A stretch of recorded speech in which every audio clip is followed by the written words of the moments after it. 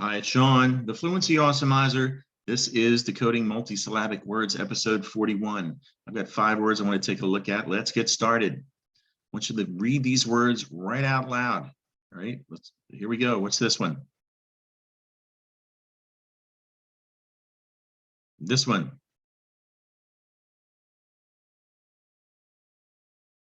This. 2 more. What's this?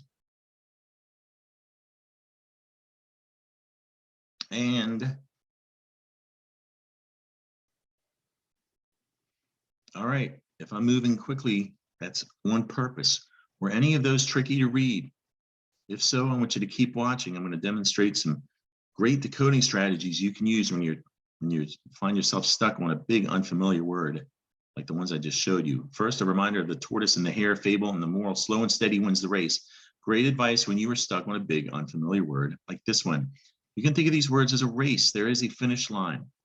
And if you come along to these words and you read like the hare, you might want to get finished quickly and zip through big words like this.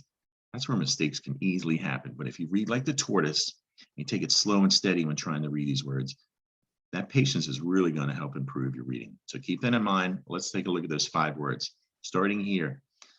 This isn't a big word. I'm going to still break it apart with my fingers, which is a favorite strategy of mine when I'm stuck. I can see dive at the beginning of this word. There's best. That would be pronounced stead. Divested is this word. It comes from the root divest. That is a verb.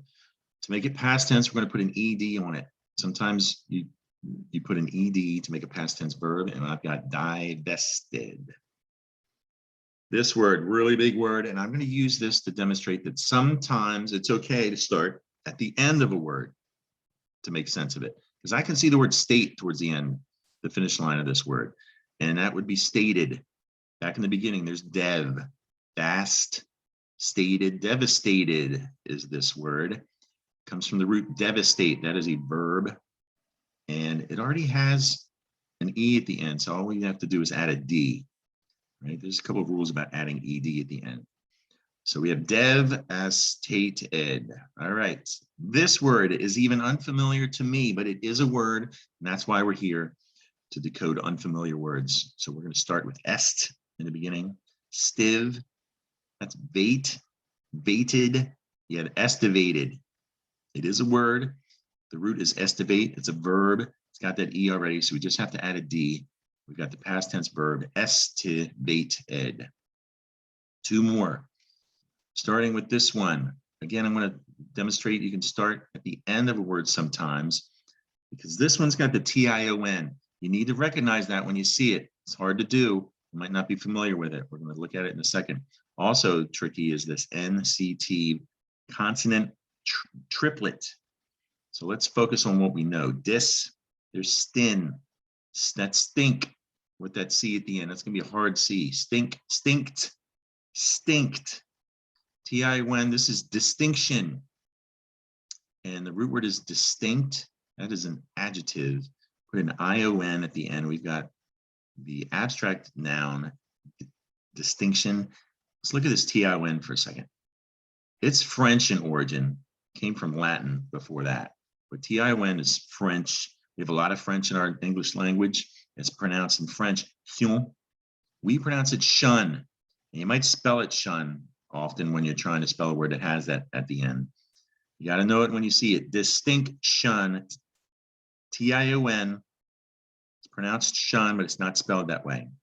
The last word, again, if I start towards the finish line, I can see act. There's action, action. With act, there's tract, traction. This is the easy part. That's back in the beginning. So this is distraction. I think we all know what a distraction is. It comes from the root distract. That is a verb. I'm going to put an I-O-N to make the noun distraction. Again, T-I-O-N, French in origin. Take a good look. It's pronounced shun, not spelled shun. So we've got the word distraction, 3-syllable word. All right, there it is again. That's it for today. Subscribe to my YouTube channel or follow me on Facebook for more helpful decoding videos like this.